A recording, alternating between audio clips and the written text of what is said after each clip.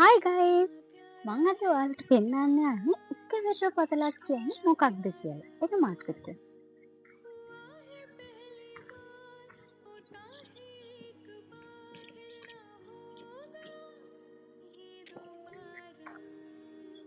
මේ තියෙන්නේ වැඩ කරන කට්ටියගේ తాවකාලික වාඩිය.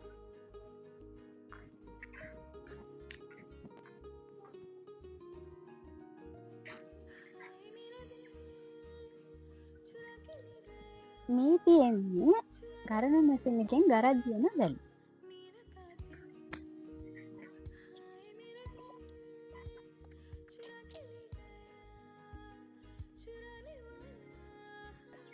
ස්කැවෙටරෙන් දාන ඉල්ලම් මෙතනදි තමයි පෝස් කරලා සෝදන්නේ.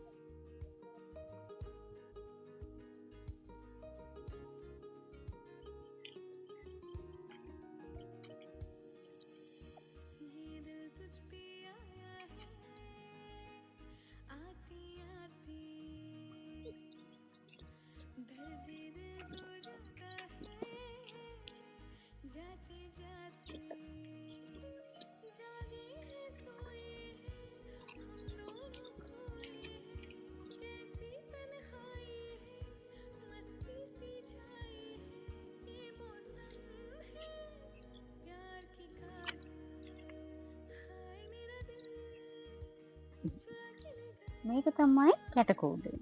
බක්කියෙන් සේදිලා එන ඉල්ලම් වල තියෙන ලොකු කැට මෙතන නම් තමයි අයින් වෙන්නේ.